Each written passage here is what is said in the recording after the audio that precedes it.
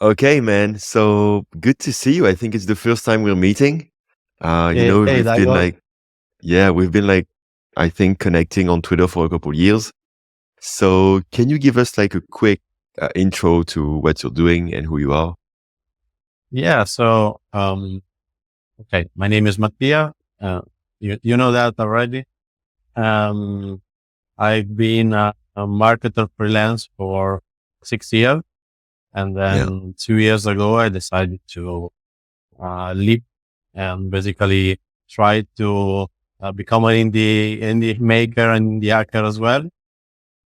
So I started building my audience on Twitter. I created a few products. For example, because I had an issue writing tweets, I didn't know what to write, and so on. And one of So one of so those you built like products an was info so you built an info product to help people learn to write tweets.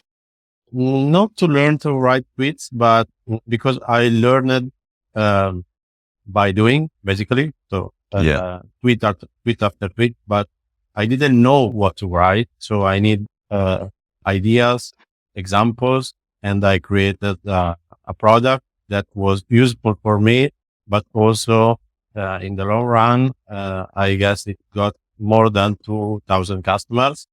Oh wow, So awesome. mm, Okay. yeah, so it was a pain I had, but it was also shared between among many people. And so, yeah, it worked. And yeah, one day I decided to quit the freelancing career and I said, okay, let's try to build products. I didn't know if I wanted to create SaaS, like every other makers or info products, but I Yeah. wanted to try. And 3 months later, I burned out basically. So yeah, So I when just was came this? back. So when Oh, was this?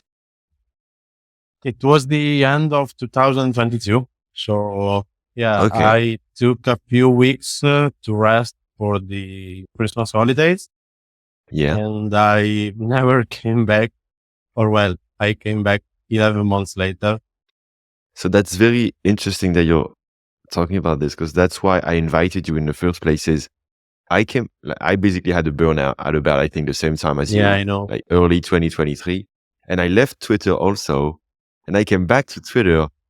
And after a couple of weeks, like 2 months ago or something, and after a couple of weeks, I saw you tweet, "Hey, I'm burnt out, but I'm back to Twitter." And I felt like exactly the same story. So that's why I Yeah. invited you because I was like, wow, this is so okay. So you burnt out only 3 months after like starting, like going full indie. So why, what do you think happened?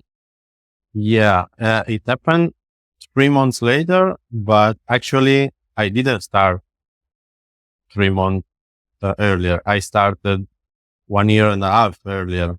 Yeah, with like side So projects before quitting your job, right? Okay. exactly. So yeah, for almost, yeah, 1 year and a half, I, I wanted to create my Twitter audience. I've been there every day, all day. And then I also had my freelance work and it's been, you know, it's been tough uh, to handle all of this amount of work.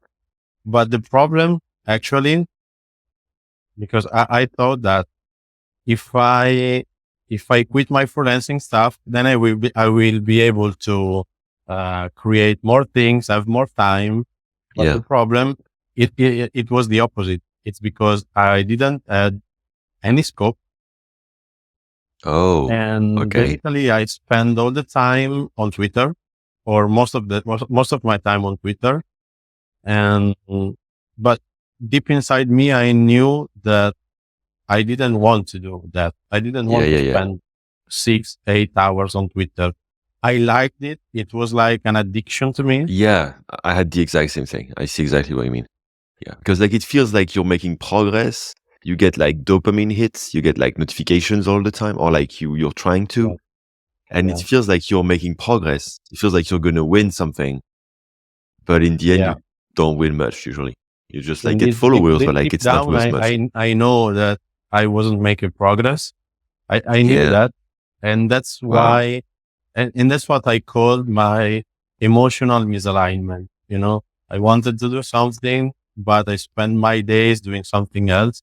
And it was like, oh, just another one, just another one.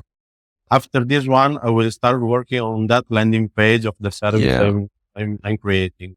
But, one day when I wanted to rest, because in my previous 6 years, I've never took any Christmas holidays, Yeah. nothing. And I said, okay, you can do it now. You have almost 2 years of runway.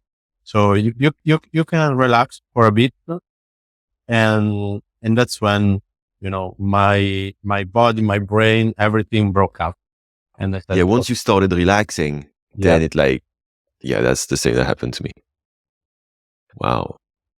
Yeah. So that was basically the exhaustion of social media. And I think, I don't know how it is for you, but for me, like this, it's so tricky because it gives you so much dopamine. It kind of like messes up how you feel productive.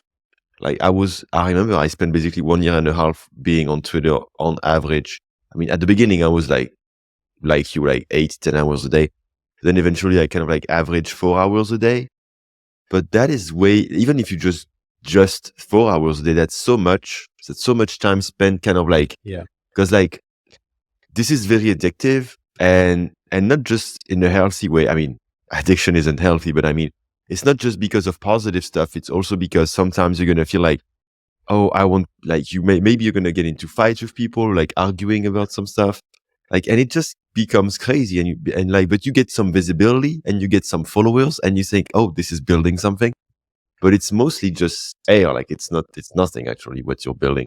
And so that's what you said. Like there's like emotional misalignment. I feel like there's like misalignment between how much work and intensity we put in to grow and like what realistically we get out of it. Like it's not like, it's like eating popcorn. Like you can eat popcorn the whole day and it keeps you full, but you don't get any nutriments. Like you don't get protein, you exactly. It's don't not get anything. healthy.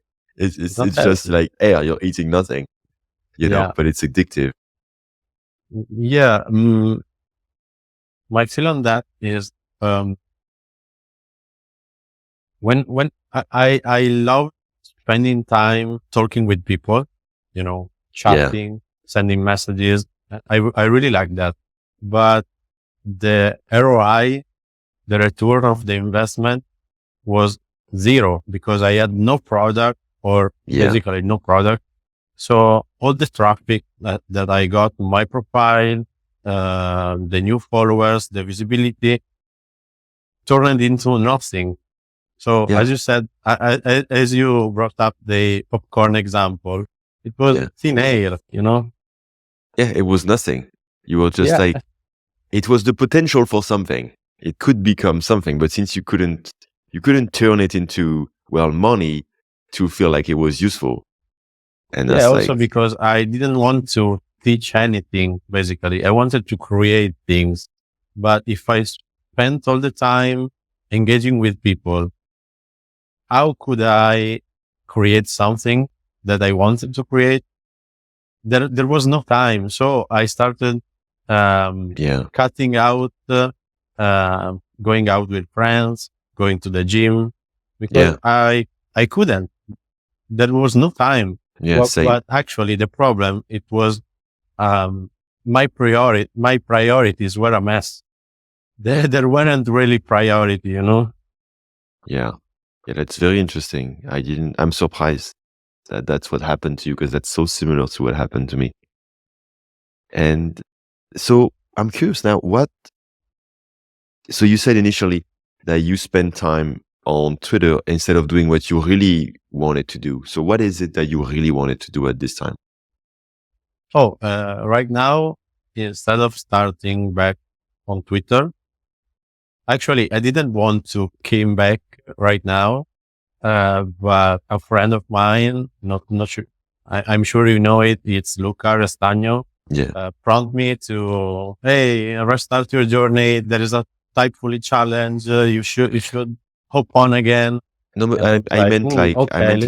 I meant like when you burn out, uh, when you Oh, did sorry, your sorry, sorry. burnout. I thought you. Yeah, we no, were talking about we will now. talk about it. But like, I was Yeah, like, yeah. okay, when you did your burnout, what did you want it to build that you ended up not really building because you were doing Twitter? Oh, my initial idea was to build SaaS. Okay. Was to build a startup coding something. I didn't know how to do it, but I wanted to learn and try. And after a month, I said, okay, probably well, I'm not, I'm not earning money. So I need to start earning money. And because, my runway is 20, 24 months at max. So I That's quite cannot, good. That's quite good though. But that's yeah, like I but think that's the right amount. That's like stressful but doable.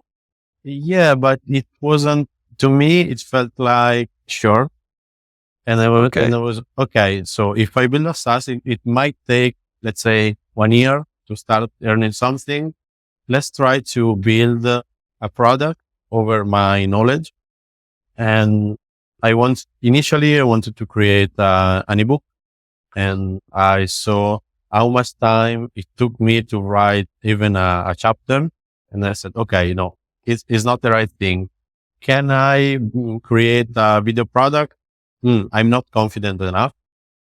And so I created a service, because I actually created a service that was like a one-on-one mentorship program, Okay. and people could join, and I would have let them learn how to launch their products on Twitter, because Yeah. there are different stages. You cannot go outside and say, "Hey, I launched something." Yeah, no one is listening to you.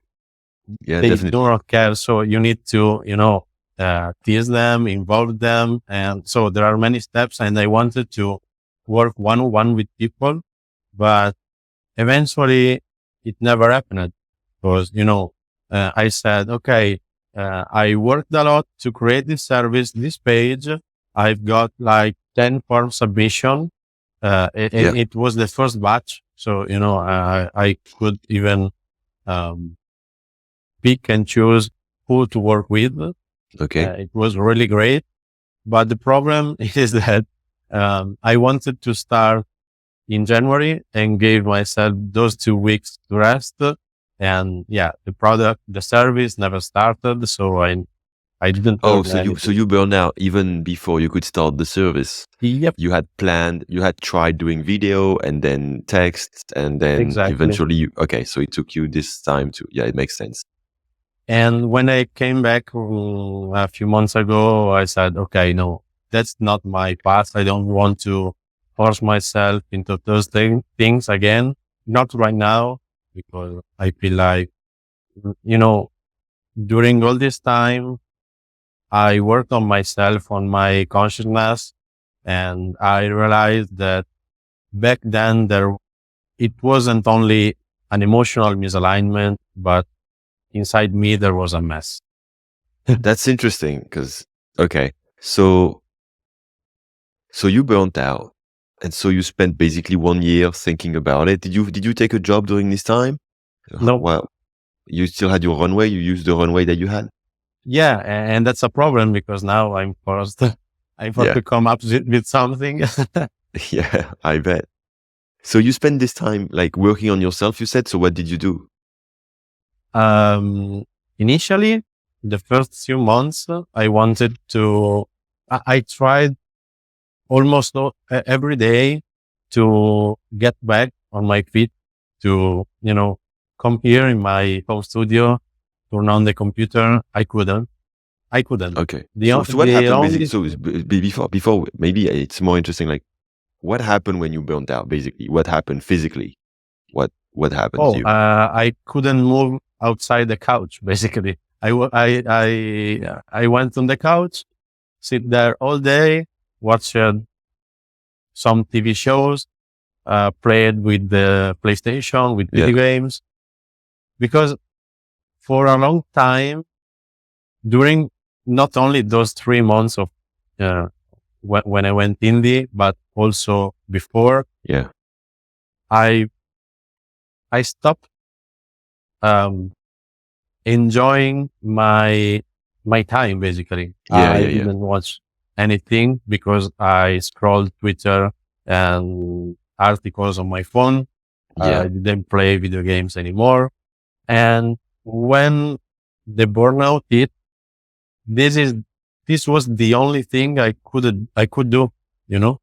Yeah, okay. Yeah, you had no energy, no motivation. You couldn't your body was like fighting it. And so you Yep. ended up okay, so only watching TV and like kind of like relaxing. So you did that for a few months, Uh, or Almost, yeah. you didn't really have a choice basically, so you did that. And No, then yeah, yeah. I tried it, but nothing worked. You know. no, I know, Mm, I know. So like how did it manifest itself? Because for example, me, I remember when I was like standing up, my heart would just beat so fast that oh, eventually I would like faint. So I had to like lay down and I couldn't, that was just my body. So like, did you have any manifestations like physical that prevented you? Or was it more like tiredness?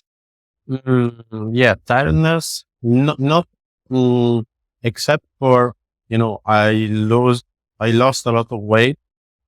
Okay. Like, yeah, I'm not so skinny anymore. I used to be, but let's say that in those 3 months, when the burnout hit, I lost like 6, 7 kilograms. Yeah, that's a lot. Yeah. And yeah, when I saw myself in the mirror, I was like, "Oh, who's that? Who's that guy?" I Yeah, yeah. couldn't recognize myself, so Yeah. I had not issue with standing up. Was It wasn't a problem for me, but so I had not physical problems, but yeah, mm, I, I I didn't feel well. Yeah, yeah. Okay. I was worried. I was also worried to show myself outside with a t-shirt because after losing weight, I Yeah. wasn't confident anymore. Yeah. Okay. Yeah. You didn't yeah, okay. You wasn't used to your new body. You were feeling okay. So Wow. I know it was more psychological and Well, yeah, emotional but it's the that, same thing. It's just one way. It's the same thing. yeah. Okay. And so eventually, what did you do to try to, what you started working on yourself, you said. Oh, with my therapist, Okay. I already had a therapist. Did you have a therapist before, or was it because of that?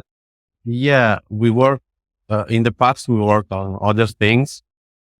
And, uh, yeah, when burnout started, I was like, okay, maybe I need to ask for help. Yeah. And let me say, this was the best thing I did back then Yeah. because I couldn't help myself. Okay. Okay. So without her, uh, I don't know how could I even get back on my feet, you know? Yeah. Okay. So you did so you did therapy Yep. and okay. And what happened? Did you slowly get back into shape, like over months? Did you started eating more? Like, how did you approach it?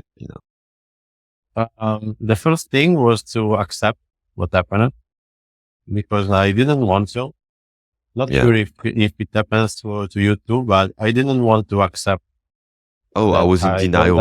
out. I was like, I was in total denial. I was like, it cannot be that because I don't have a boss. So like, if I don't have a boss, how can I be burning out? I'm free. I have my own life. And I was convinced it was impossible. I thought it was long COVID for 5 weeks. Oh, Uh, so yeah, I was really in denial. So I understand what you mean.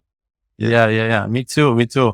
Um, And so, yeah, the first thing was to basically accept and say, okay, I have a problem.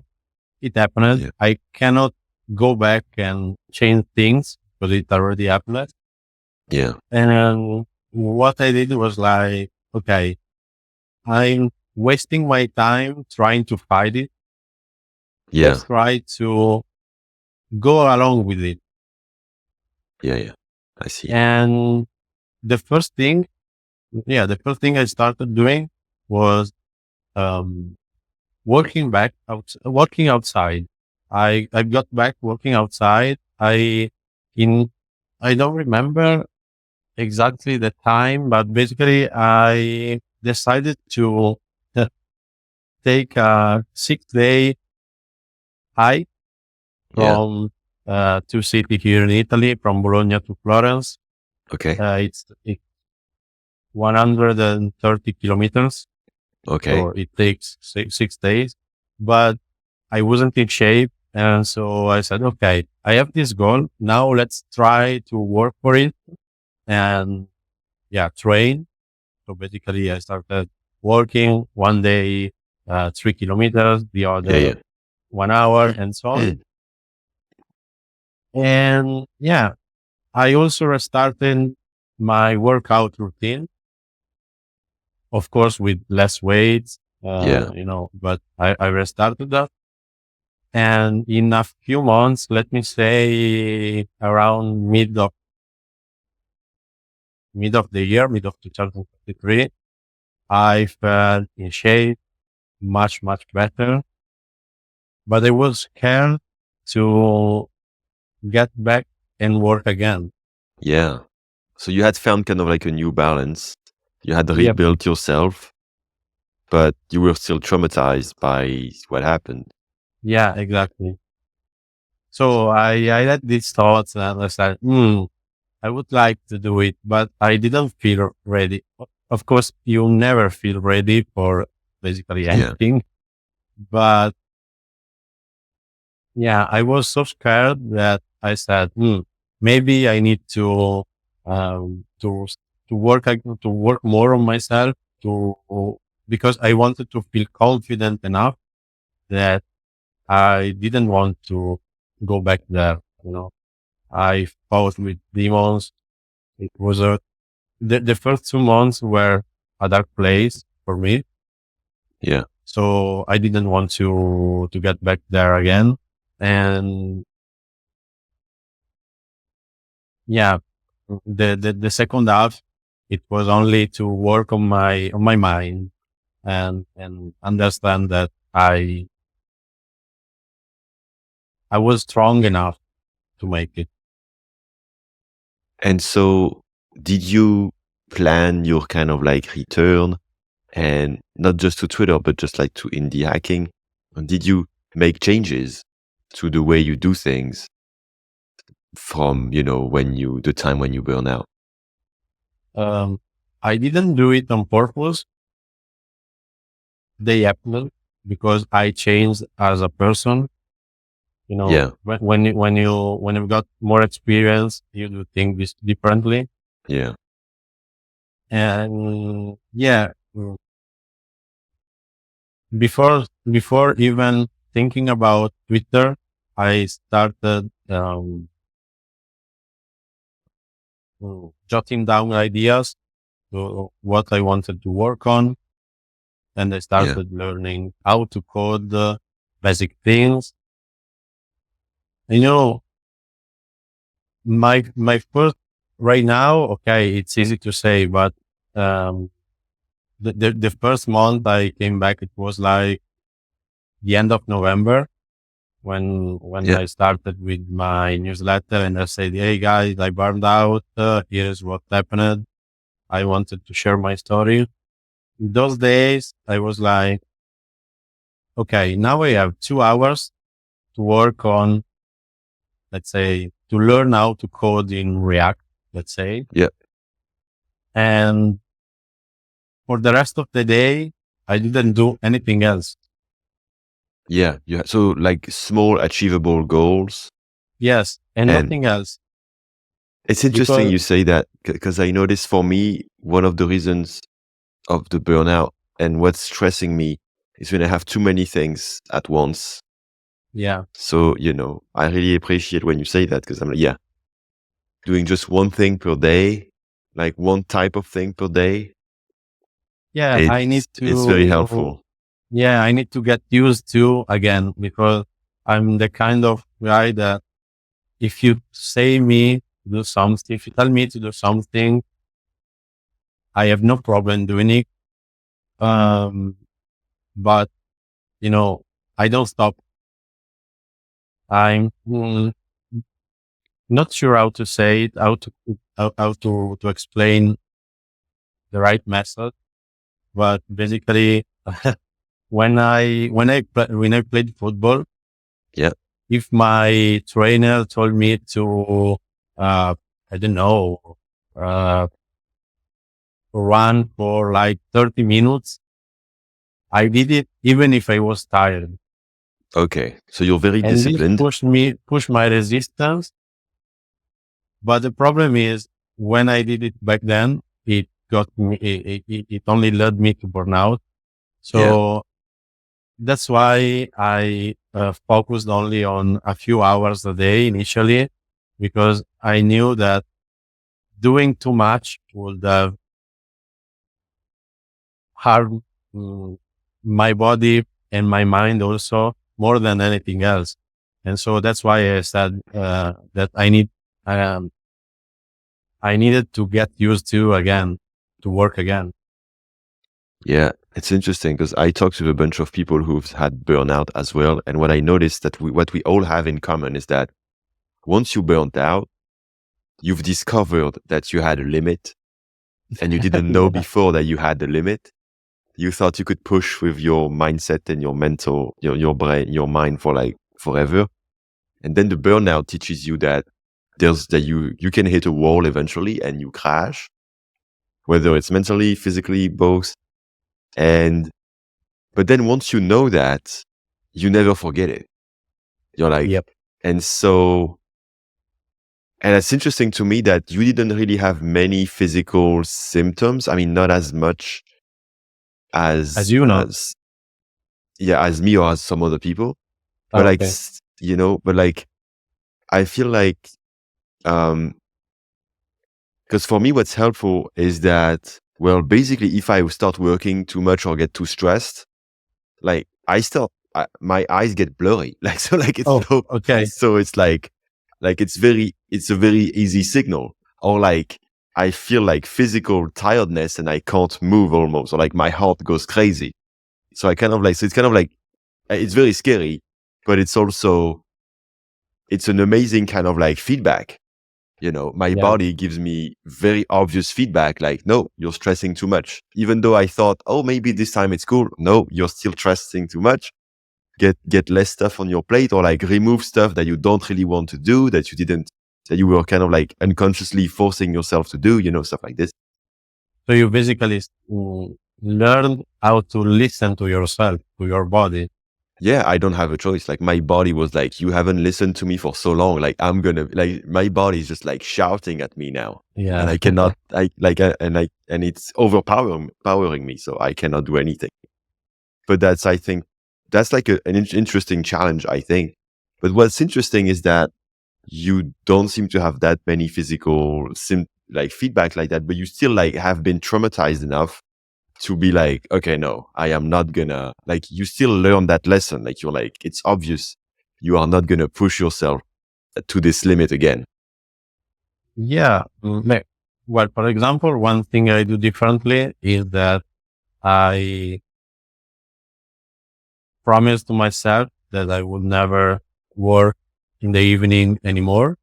Okay. And, it's weird because I always see myself as a night owl, but actually I'm not. Actually, I'm not, Oh, that's interesting or because not that. I think the same as you. I still think I'm a night owl. But okay, so I'm very curious about what you're gonna say. So you basically discovered that you're not. Okay.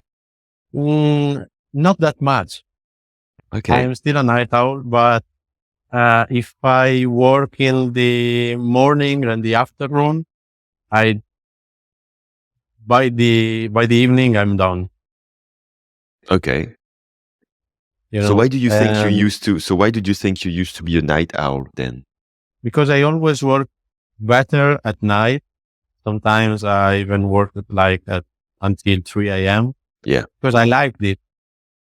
but somehow, um, somehow I feel better now when I go to bed, when I shut down the computer early, let's say late afternoon, early evening. Don't think about work in the evening.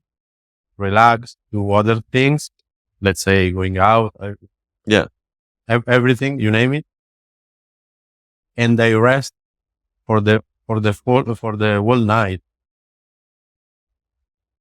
And so I think if you do this, it can maybe like recalibrate your body, because Yeah, like if you set like a limit, like I will never work after like 7 p.m. Let's say I will never work after 7 p.m.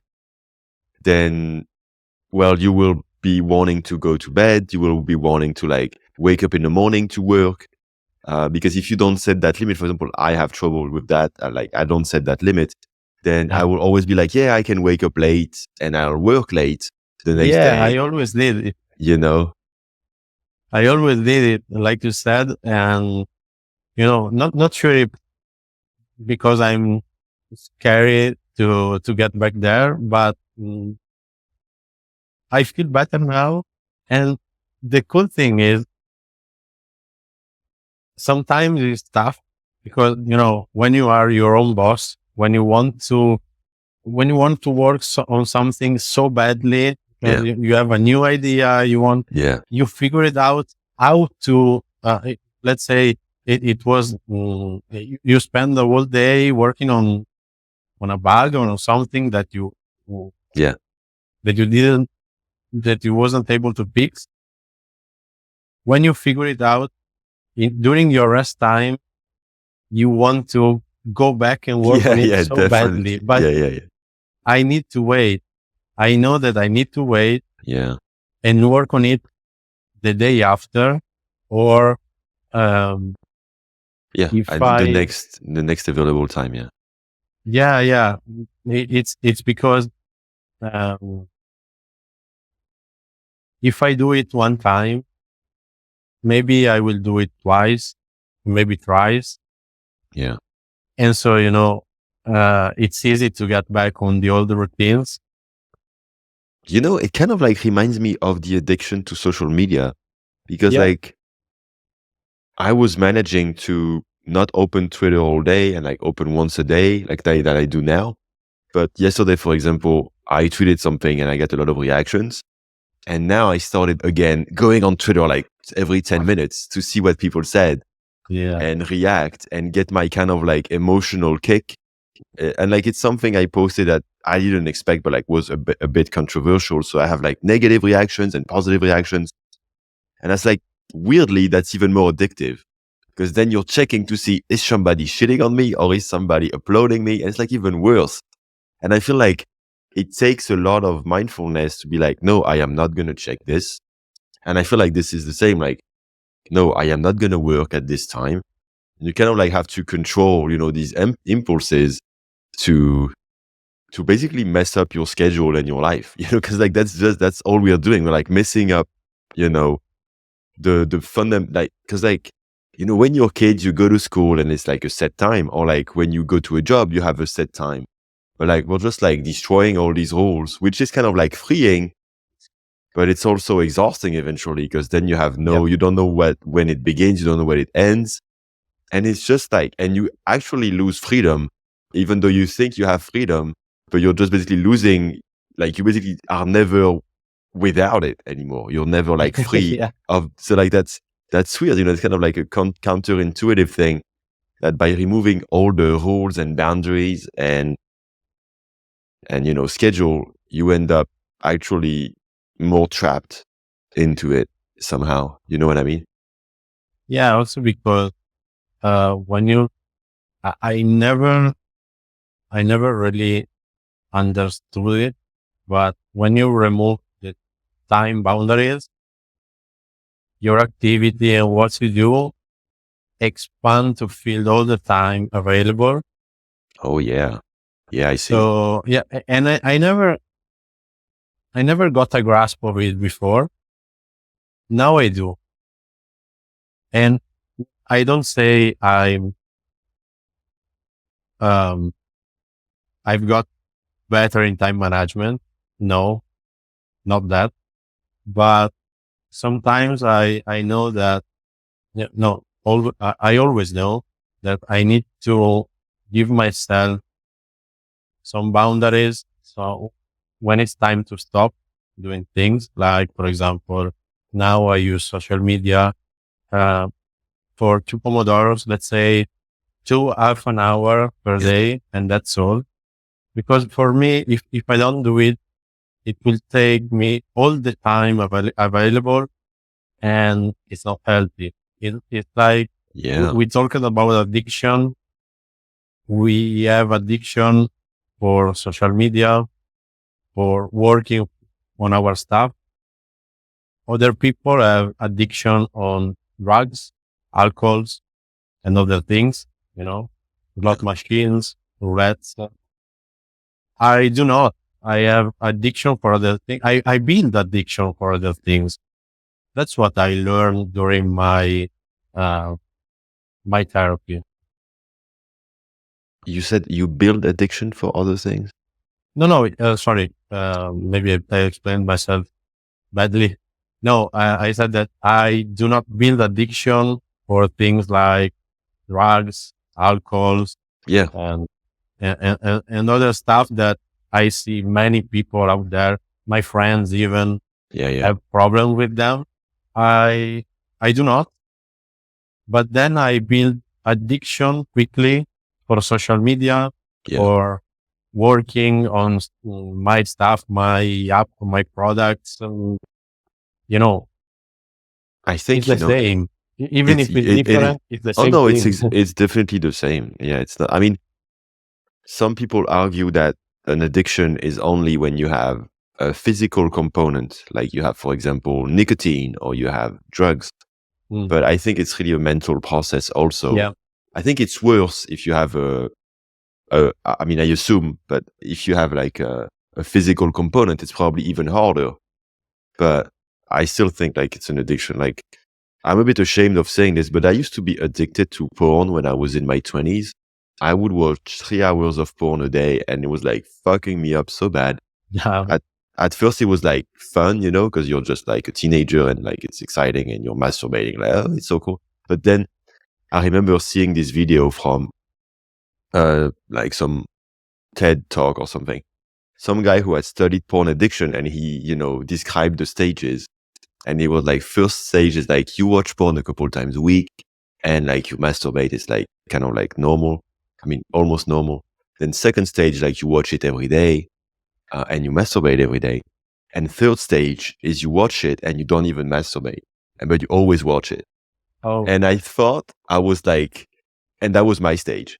But I thought that was kind of like healthy, because I think, oh, I'm not even masturbating. So what am I doing? It's not oh, wrong. But when I see him explain that it's like the last stage, that you're not even like, that it became such an addiction that you don't even use it for pleasure or for anything. It's just like, you have to have porn because like it triggers some like excitement yeah. and dopamine. And I remember for like a few months, I literally couldn't work without porn somewhere playing. Oh That gosh. gave me kind of like, the motive, like, the kind of like sexual excitement that I would use as energy to work. But that was incredibly painful. That was like something that mentally was like exhausting. And so eventually, and I watched that movie at the time that was called Shame with Michael Fassbender, which is about a guy who is a sex addict. It was like 10 years ago, I think. And that really helped me. And then eventually I quit porn. I almost don't masturbate or watch porn anymore. Like maybe a couple of times a year, but like very, very little. I completely stopped. But like, yeah, that's what I was wanting to say with that, is that I feel like it's almost impossible to not have an addiction. I feel, I mean, it might be a bit of Mm. a personality thing, because like my parents both had addictions. My dad is an alcoholic, and he was also heavy cigarette smoker. My mom had more complex, psychiatric kind of like issues, but she was addicting to gambling and other stuff. So I felt like you definitely have like your life that is, your environment that plays a role. But I feel like I have an addictive type of personality, because then, for example, when I did weightlifting a few years ago, I was doing 2 hours a day and I was Oh getting shit. crazy about it. I was like, and I had to do 2 hours a day, And then when I started doing Twitter, I did 10 hours a day. And Yeah. I feel like it's hard for me to not go into that. And with this burnout, it's kind of like teaching me that I cannot do that anymore. Like, I cannot be like 200% or something, because it's kind of like, because I feel like this addiction, whatever it is kind of like a fantasy. Like, you think like if you go all in or even beyond that on Yeah. something, it's kind of like save you from like some deeper pain that you're not looking at.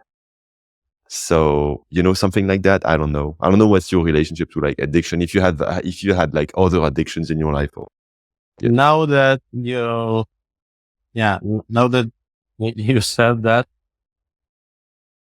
I figured out that also my parents have addiction or had addiction because my mother smoked a lot of cigarettes and my father played with, I don't know, lotteries. Yeah. yeah. So gambling, It's let's not say lottery. gambling. Yeah, Yeah, gambling, exactly.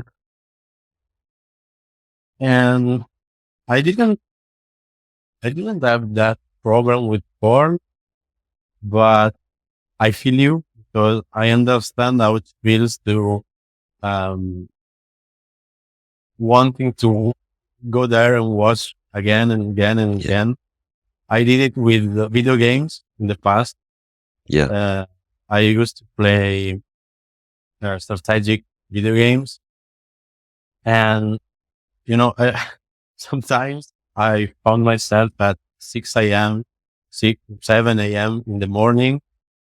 I spent all the night playing, and my father wake up, and I was like, "Oh shit! Now I need to go to bed yeah, and shut down the computer, or it will beat me. yeah. Okay. It will beat me because you are just a kid. What are you It's not doing healthy. there? It's not good. It's Okay. not Yeah, healthy. Yeah, exactly.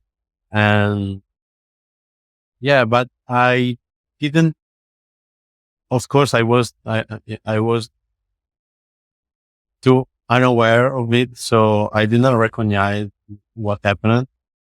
And just like you, one day I quit playing, and when I grew up, I started doing it more healthy. Well, not yeah, not not when I burned out, actually, but yeah. And sometimes I go and play for a few hours, and I'm done. I actually right now it's like 6 months. I do not play anymore, but it's okay because I don't feel the urge. yeah, yeah. Yeah. Eventually, you kind of like, once you understand that's a problem and you stop, eventually you actually lose the urge. Now, the thing that I noticed though, and I don't know how it's for you, but like, it was doable to quit watching porn, so I did it. But what they don't tell you when you quit an addiction is that then you're left with the pain. Then you're left with like the pain that you were masking using the addiction, because like, I was basically watching porn all the time because I didn't enjoy the work I was doing. That was one of my Oh, way of okay. coping. I was freelancing as a developer. That was 10 years ago. I was taking projects to make money, but it didn't fulfill me. And so but I understood that later. But I had a long time where like I had stopped watching porn. So I didn't have the addiction anymore. And then I was just there with like this work that I didn't like.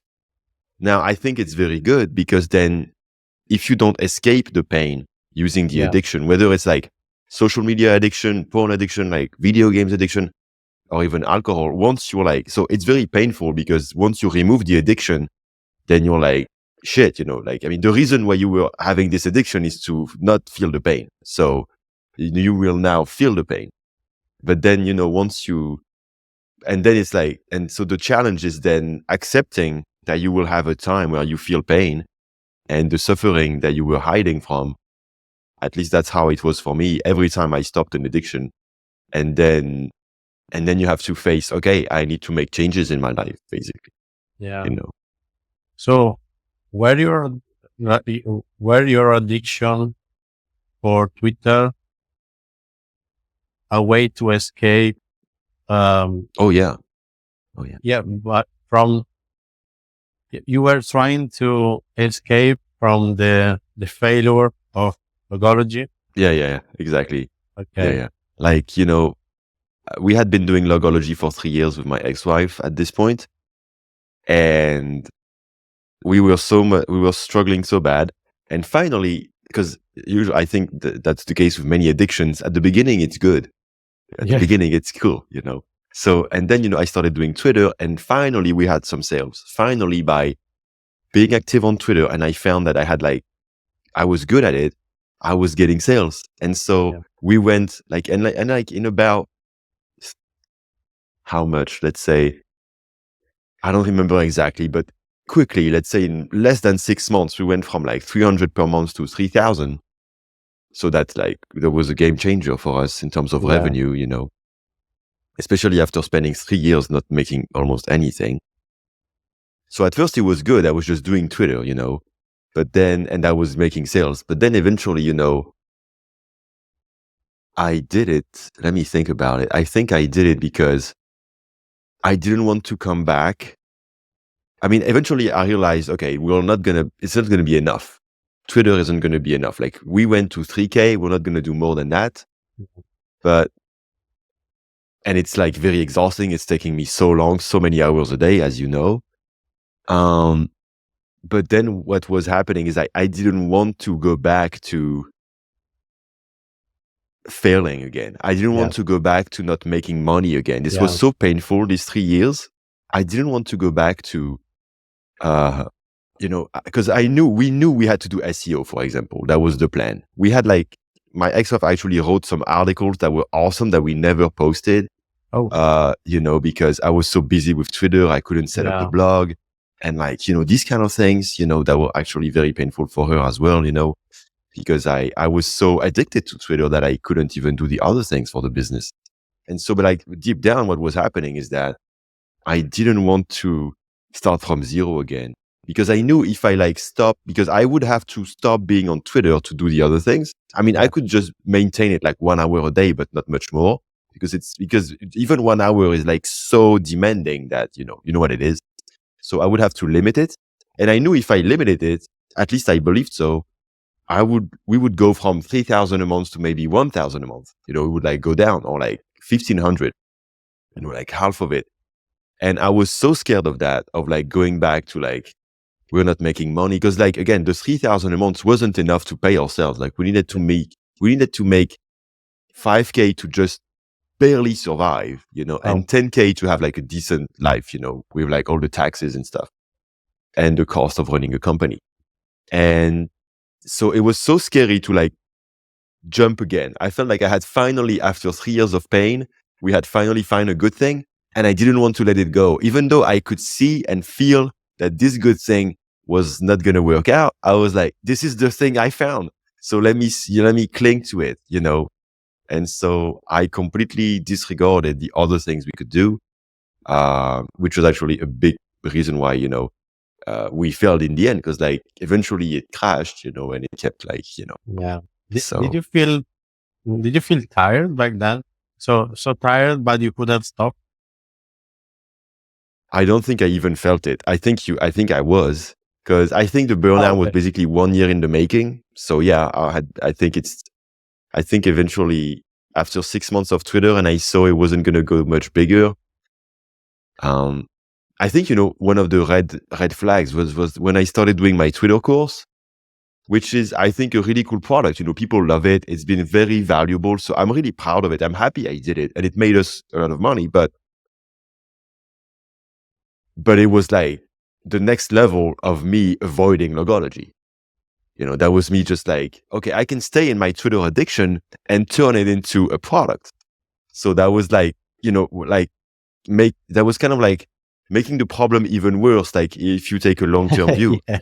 I was setting myself up for an even bigger failure, because I was Yeah. avoiding even more, looking at, okay, logology is probably not a good business, or we need to pivot. And the saddest thing, and I feel so guilty about it, is that we had a vision for pivoting, like for like at least a year prior. We had actually tested the new product. We had early adopters that loved it. We could have made way more money with this. It could have been a pivot that would have worked and made the startup actually successful. I really believe so. Basically, the idea was to stop selling logos and sell like complete brand guides, Okay. which are like more expensive and people actually prefer to logos. So it would have been probably way easier to sell. But I was so addicted to Twitter, I never had any energy or time to do Yeah. it. And that was like very painful understandably for my ex-wife, because she was working on that and I wasn't like, and I said I would do it, but I couldn't because I was addicted to the quick short-term results with Twitter and I couldn't let that go. I couldn't take Yeah. like But 6 months of break. I was too scared. I was too scared of like spending 6 months not making much money to build the next product. And so eventually it, collapsed. yeah, but also because it feels like work. Oh shit, you're right. Yeah, it does feel You like know it's it's less not. fun. It's less fun. It's less fun. Yeah. Building a product is not as fun as like getting dopamine every 5 minutes which is the addiction. You get like, especially I was good at Twitter, so I was getting viral very often. And you get this dopamine and you feel on top of the world and it's fake. It's mostly fake. There's also some value, but it's mostly fake. And yeah, you're right. And it didn't feel like work. But now that I look back, it is such an addiction. It wasn't healthy. It wasn't like, because as you said, like it's cool to talk with other people. You said yourself, like you like to talk with other people. But then Yeah. it's not that. It's not talk, like it's that, but it's also like it's just getting attention and getting dopamine. Yeah. But also for me, it's about, I'm an inbox zero person. Right now I Yeah. have 4 emails. I can see them. Uh, I guess they are all spam. I don't care, but Yeah. I need to process every email. Being an inbox zero person is not about replying to everyone. It's about processing everything. Yeah. So if you look at Yeah. my You're phone, right. I don't have notification. And if you look at my Twitter, I always open the notification. I go down until I see my last reply or last Yeah. like, and I start processing them from there. And when you have more and more and even more comments and engagement, you know, I know. you already know how the story goes, Yeah. Like, because like you want to process it, and I'm the same. You want to reply to everyone. I feel so bad when I don't reply to someone because I feel like they took the time to write to me, and Exactly. yeah, and actually it's funny because like it's like the tweet I made about my burnout, which was the tweet that got the most attention ever. It got more than 1,000 replies. That's a lot of replies, and like real replies, like. Ah. And so, and but like I was so clear I was burnt out because I just wrote about it. I didn't give a shit. I didn't reply to anybody. And and like it was just like spontaneous, like, yeah, fuck that. I hope people, I think it's because also I ended my message with like, I love you all, because I was like very in pain when I wrote this. So it kind of like made it okay. I'm like, okay, I hope people know that I love them. But it's always what's scaring me when you don't reply to people is they feel like you don't care about them or something.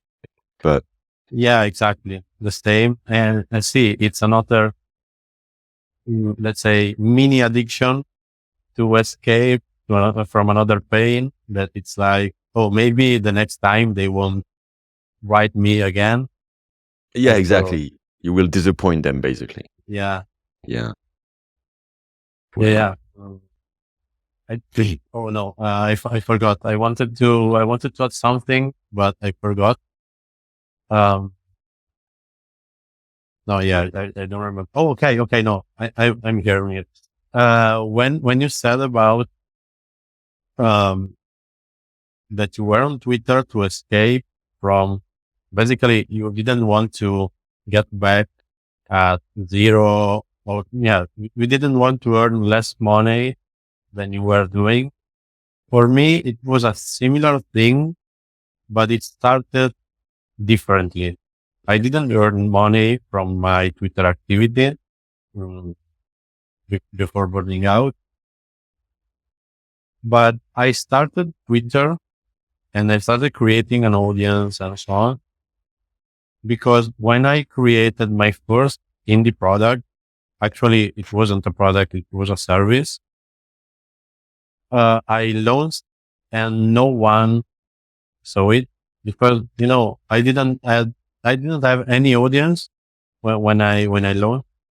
Mm, no one cared.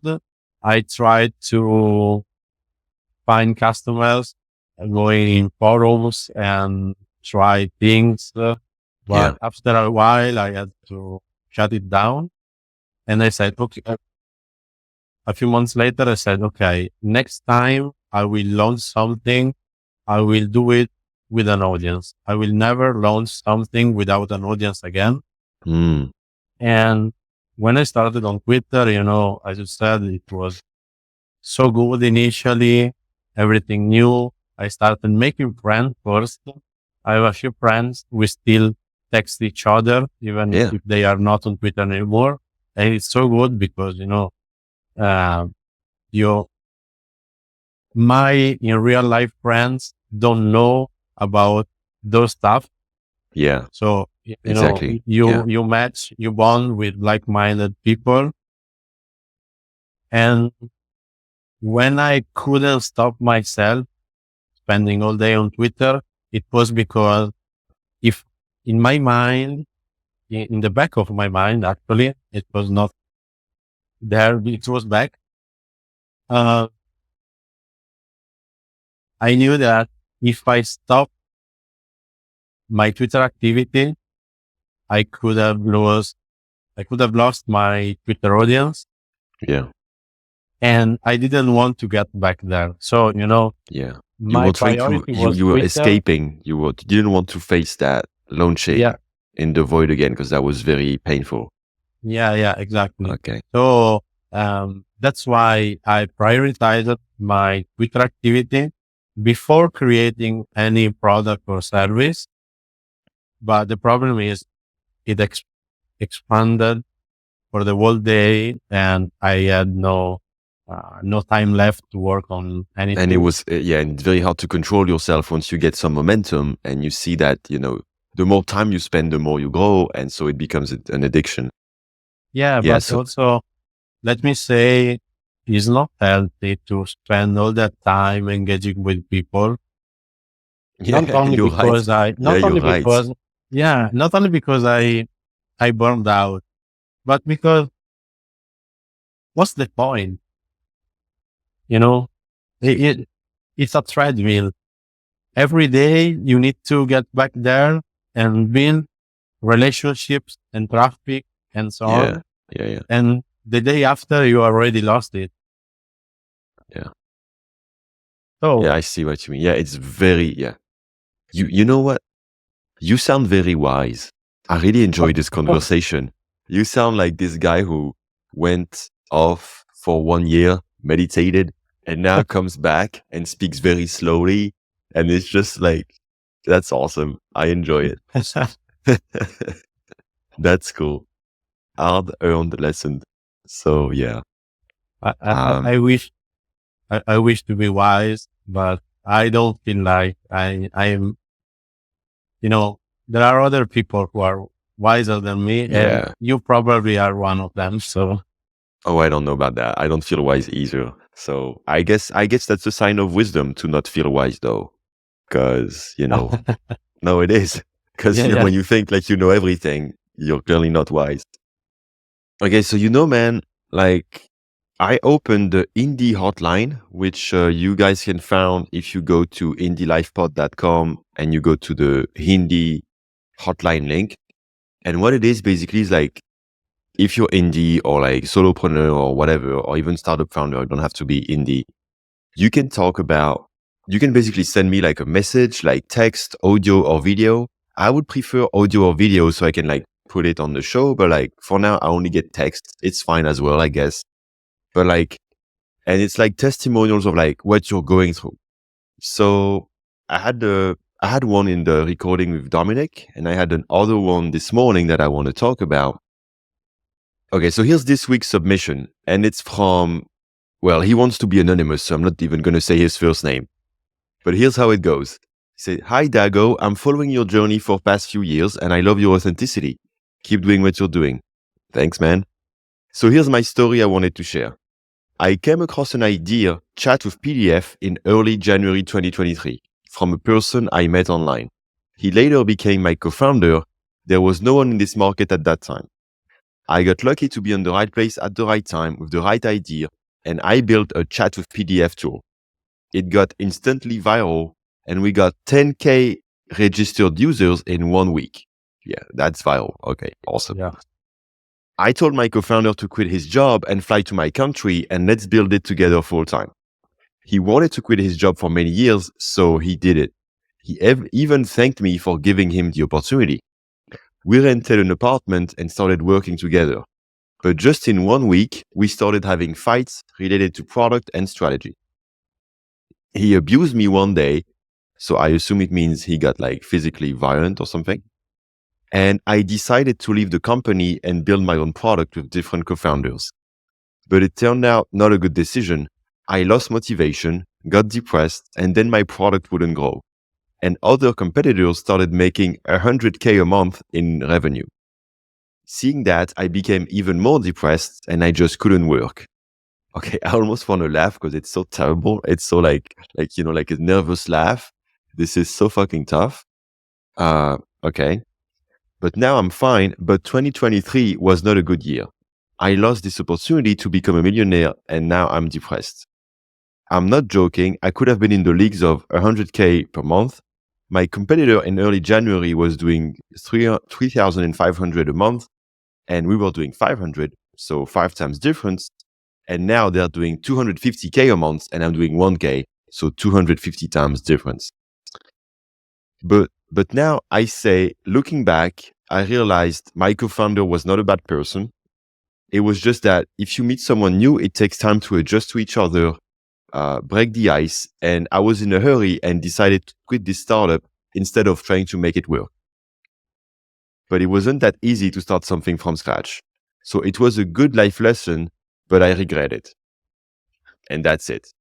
Okay. So that is fucking depressing. Like, This is wow. hard. This is hard, man. Yeah. But like, so first things like, thank you, man, for sharing that. Like, so I can't say his name, but like, thanks, man, for sharing that. That's awesome. Wow. Yeah. So co-founders. I had a co-founder. I mean, my ex-wife was obviously my co-founder. But yeah, it's interesting what he says about, so I understand, the pain of you see other people succeed and you failed.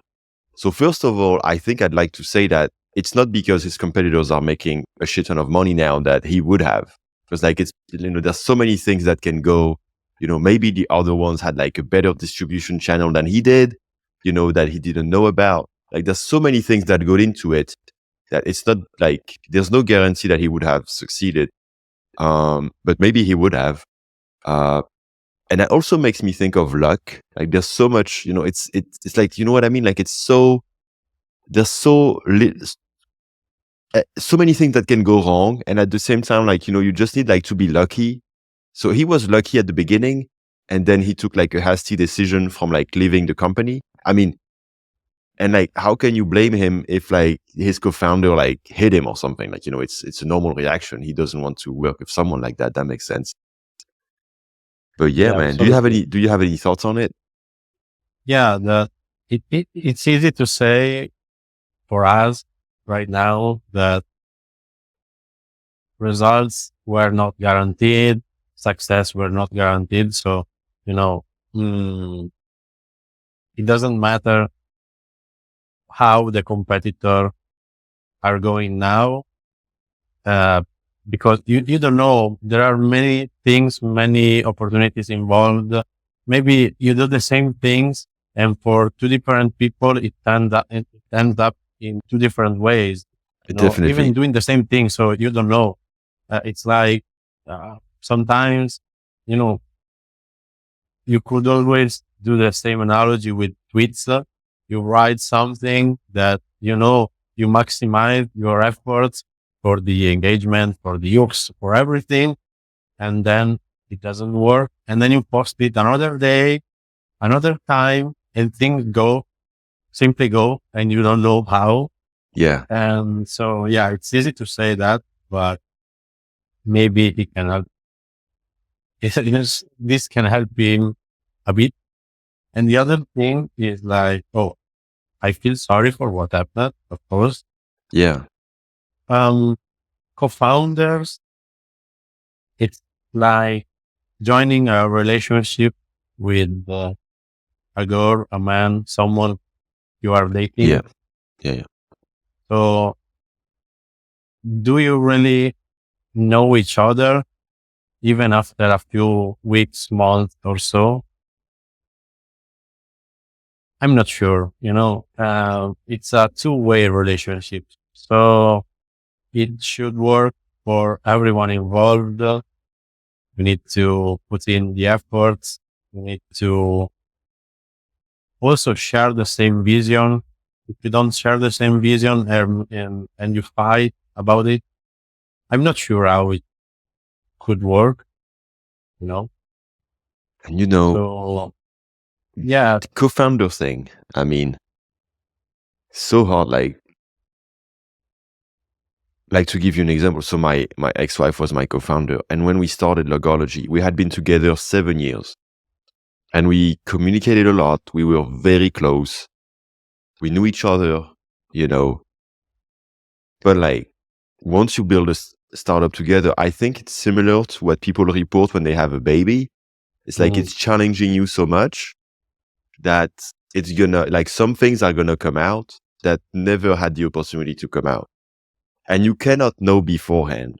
So I think like you can't exactly. really blame yourself for like picking the wrong co-founder, because like it's only once you do the journey that you know how this person reacts, what are this person's fears, and like, does it trigger your own fears, and like, is it making things more complicated, or are you compatible? Like like, like it's like so many people who have kids end up like separating in the first few years because like it challenged their relationship like nothing else. And so I think when you're like co-founding a product, you will disagree. Like it's so important. It's like your way of making a living. It's your dreams. Like this guy like was clearly dreaming of making millions, which is very understandable. Most of us start this way. So I totally understand him. And like you're fighting because you both want to win. You both think you're right. And like you have so many things that are coming up. And like, so most people don't know or like forgot this, but like we even had a third co-founder at some point that stayed with us for 1 year. And it was the same. It was a friend of us. And we thought, let's bring him in. He's going to help us with like marketing and stuff. And we thought we knew him and he thought he knew us. And I don't even want to blame him because, when he left, it was really like painful, really, really painful. I think he did things that weren't okay. But, I don't even want to blame him because I feel like I was shit too. I was a shitty co-founder because like, again, it's like a relationship and there's nothing harder than this. It's like a relationship. Yeah. And like in a relationship, everybody's responsible. It's very rare. I mean, it happens with like, narcissistic people and like very, psychotic people, but like that are very like, there's only one person to blame. But usually if you're just like normal people, you just have like, everybody has shit in their closet and like, and it all comes out. And so I think he shouldn't blame himself for like leaving the co-founder after 1 week. Cause like it's understandable, after what happened if he hit him, because there was 100 more opportunities to fight, that would come up. Yeah. So like, it's not like, and so I think now that's why that's what I tweeted about recently. Like, I will never build a startup with my wife again or with my partner. I will never do that again because it's just like, you're just going to make it 10 times harder to manage the relationship. So I'd rather have like a nice, loving relationship. And that's already hard enough to manage. And then, if I build a startup, I'm going to do it alone or find a co-founder that is not also my wife or like my best friend. Because, it's not just about your wife or your partner. It's also like, if you have a relationship that matters to you, like your wife or your best friend, please don't fuck it up by building a startup together. Precisely. Yeah, because you end up mixing too many things. And as you said, um, I feel like everyone is passionate enough because they want to make it work. And in a two-way relationship, you want to do the best thing. You both want to do the best thing, Yeah. and that's why you fight. But let me say that if it doesn't feel right, it's probably not right. So when he left, he did a good thing to quit, because it's like when I did it. Let me say I did it last year. I went out with a girl 2 times, and the first time I was like, I'm not sure. I want to see her another time because I like her, but there's something that tells me she is not for me. And the second time I saw her, I confirmed and I said, okay, let's not see each other again because it's not for me, you know? Yeah. Yeah. And It's not it's gonna. okay to step away when it doesn't Yeah. feel like. And I think people shouldn't blame themselves for that because it's normal. He didn't know that person. And once he knew that person a little bit more, he realized, okay, I don't want to, build something with them. And I think it's okay. I actually think even it's okay, like, because like these things are going to make people reveal themselves, and you too, like you will reveal yourself, and then people can decide, oh, now that I see this person for who they are even more, do I want to continue? And like, you can't know ahead of time. And it's probably most of the time you're going to split because, it's hard to find somebody you're compatible with. Especially, I think when you're an entrepreneur, it's even more obvious because the reason we're building businesses is we don't want to have anybody control us. We want to be our own bosses. So if you start having disagreements, you're like, fuck you, like I'm going on my own. Because like you're used to doing that. So you're not gonna compromise that much. You're convinced about your vision. So yeah, it seems like it's very normal. Like so many, I think, I don't remember the data, but you look at like why startup fail, like the number one or number two reason is like co-founder mismatch. And it's just like, and it's also probably, and again, it's like divorce when you have a kid or something. It's just, I mean, it's relationship. It's the most complicated things in the world. And even when it works, maybe eventually you grow differently and you have different paths and then you separate, like with my ex-wife. So yeah, man, I really feel for this guy. But at the same time, what I would like to tell him is that, if he did it once, he can do it again. Maybe not as successful as he hoped. Maybe he's not going to find like a 100K a month revenue idea that's easy to do. He was clearly lucky with that. But, if he keeps trying, he will find eventually maybe not 100K, but maybe like a 10K per month thing. And that would be awesome. So it's very understandable what he's going through, but I think it's very common. Like I remember when I tweeted about, the guy who was like the third co-founder for a while and what happened and how it ended badly.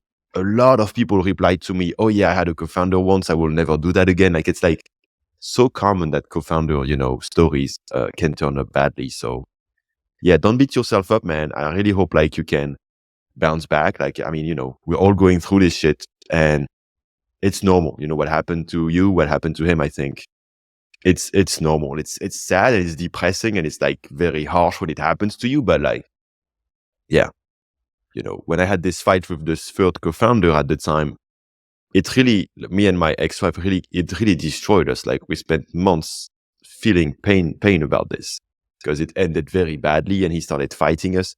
He took basically the domain name hostage because he had access to it. And it became like a very shady, like it became very toxic. And he was basically holding us hostage of that. And we couldn't work on logology because he had the domain name. So like we were working on it, but we were afraid he would do something with it. if like the negotiation didn't please him to like, buy back his shares or something. And that was like very, very difficult time. We couldn't sleep. It was terrible. So yeah, all that to say, this is a real shit. Like when you're talking about business with someone, and like it's so important in each person's lives that you end up, triggering the deepest and darkest shit. Yeah. Yeah. And it's also a breakup, and like every breakup is, a mix of emotions. Yeah. I will feel the same. I don't blame him. I will feel the same. Yeah, exactly. Yeah. It must be so depressing. Yeah. You feel like you could win.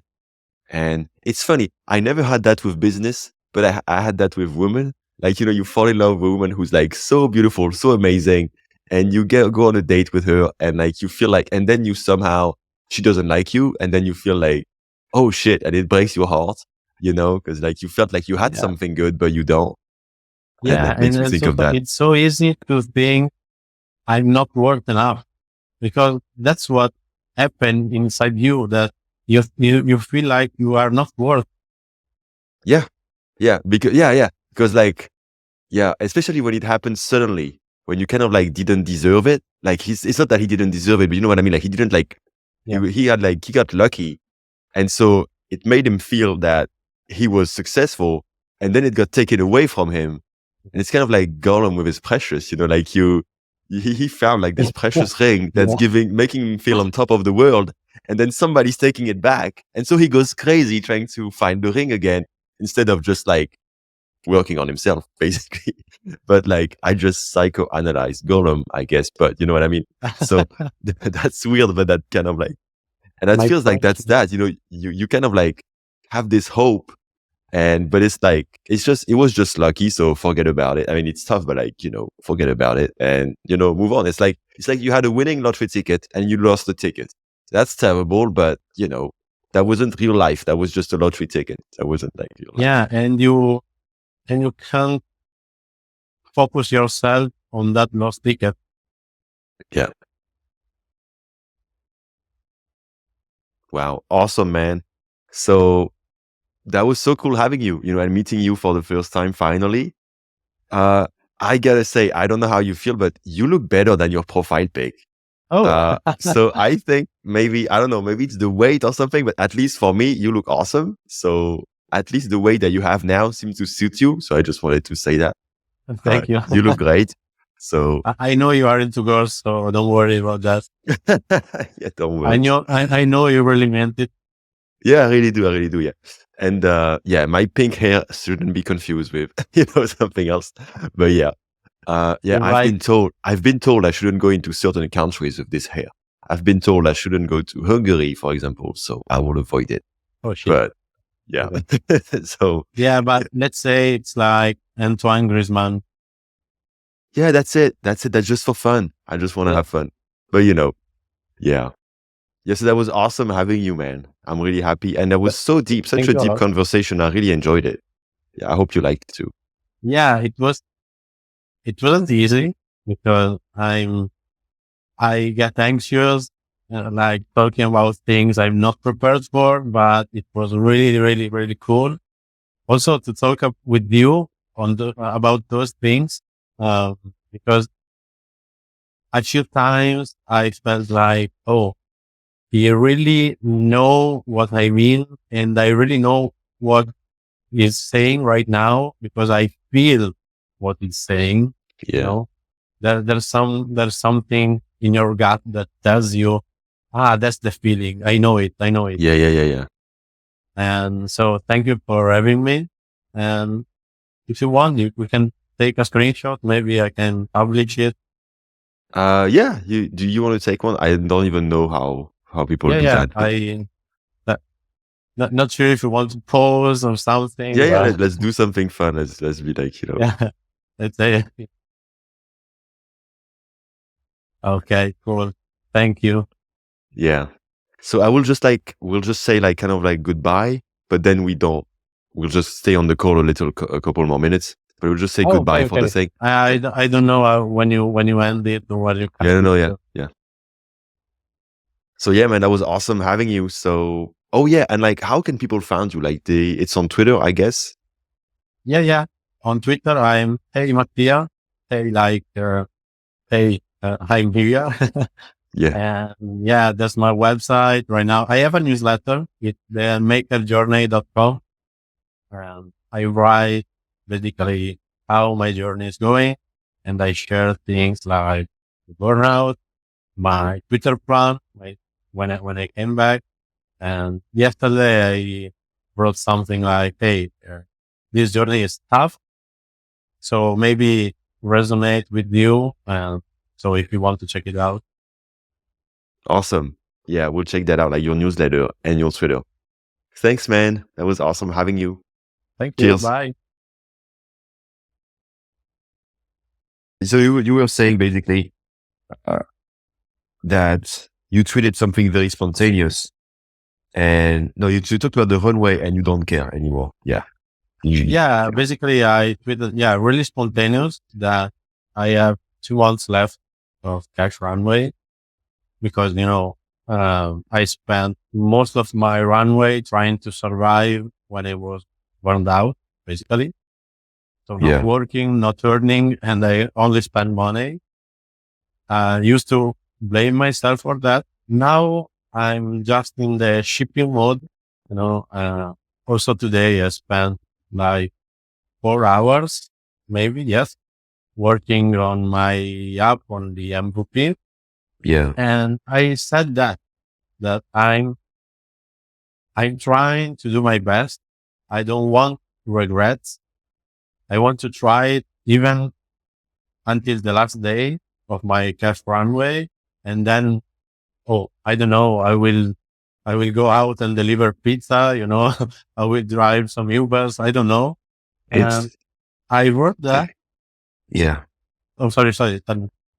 It's so funny because that's exactly how I feel.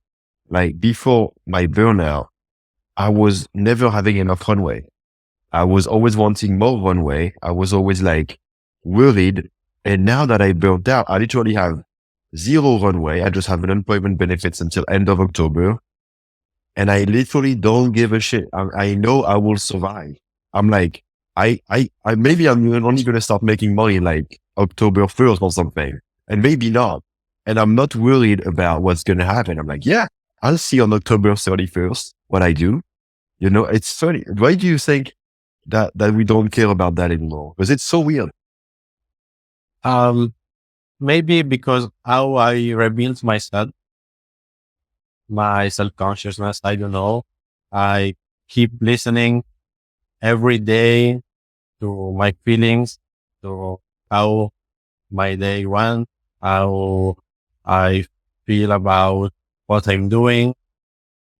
It's not always positive, there are tough days anyway, Yeah. Yeah. but I'm so focused on finishing my MVP and giving better access to the few close people I have already have. That, Yeah. yeah, the rest is worth nothing. I don't care. I don't care if I have only 2 months. And you don't know how many people told me, "Hey man, I was there and I made it. You can turn it around, football matches last 90 minutes and you can do so many times. You have 90 Yeah. days now, so you can do it." Well, not 90, but it's okay. Yeah.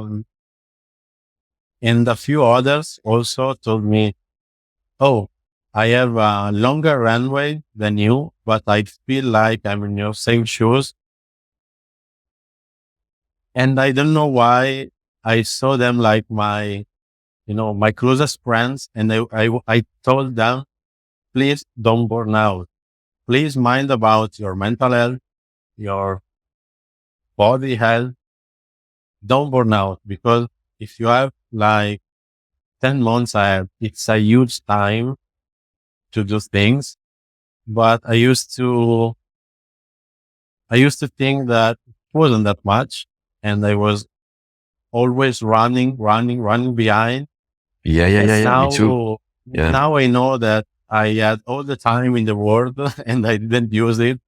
So that's funny how you said about running. I feel like I used to run and now I'm just walking. Like before my Yeah. burnout, I was always running, trying to catch something, being in a hurry. Now I literally don't give a shit. I've been through hell. I know. And I'm like not scared. So I'm just walking.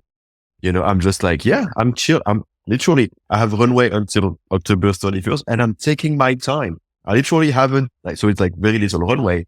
Like I have like basically 6 months and I have nothing right now, basically. And like, that's making money almost. I have things with potential to be fair, but like, it's not right now making a lot of money. And I'm like, and I feel so relaxed. I'm like, I've been through hell already. I don't give a shit. I really don't. I'm not afraid. I am not afraid anymore. And, and I'm also never going to sacrifice my health anymore. So, the last couple of weeks, I was focused on dating, for example, because I was like, I wanted to, kind of like get to know what I wanted exactly. So I dated a couple of women. I installed the apps, whatever. But like, it was kind of like my side hobby. And I just did that for a couple of weeks and it was like keeping me busy. And so I just did that and I didn't edit this podcast. So I took some weeks that I was supposed to publish episodes. I didn't publish them. I'm not worried one bit. I am not worried one bit. I'm just enjoying myself. And I'm like, yeah, things are going to settle where they need. And, cause like you need to put your health first now.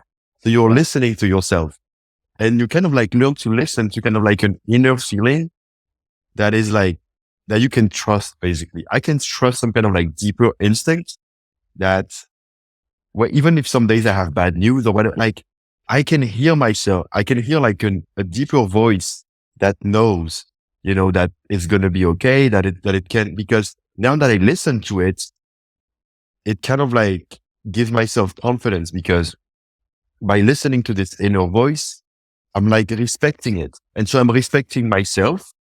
And by respecting myself, well, I'm taking care of myself. Yeah. And so because of that, I know that even on October 31st, if I don't make money, I will still respect myself. And that's enough to be happy because I will respect myself. So I will figure something. Maybe it will be a job. Maybe it will be freelancing. Maybe it will be, or whatever. Or maybe we'll have a genius idea the last day and I will make money from it. But, like, it's like once you listen to yourself, once you stop running, you can find confidence in yourself. Yeah. And then you can just walk and you're like 10 times more powerful. I don't know, Yeah, indeed. People who told me that I was taking a huge risk, I know it. Yeah. I choose it, it's like I feel stronger now, but not full. I'm not full. I feel stronger. I feel more connected. And Yeah. that's enough for me because back then I lost my connection, the connection with my inner self. Yeah. And I was like, I wasn't listening. So Yeah. You stop listening to your inner voice. You stop listening to your instinct because you're in your head chasing a fantasy, like a mental fantasy. I'm going to make millions. I'm going to have followers. I'm going to be successful. Instead of just listening, what do I want to do today? And I think, for example, somebody like Peter Levels, I think he's just always listened to himself. Yeah. And he just like find momentum with that. And he doesn't seem scared. He doesn't seem worried. He's just himself. And I think that's why he's so, well, triggering, but also very inspiring, to see him because it's like, it looks so easy. Well, it's because it is. Like, it can be easy if you trust yourself. And that's very awesome. So yeah. Yeah. I hope to make it, but I talked with my mother a few weeks ago with my parents actually. And my mother told me, I never saw you so confident, right? Like you are right now, that the only thing I could say to you is, you know what you are doing. So if it's okay for you, do it and see what happens.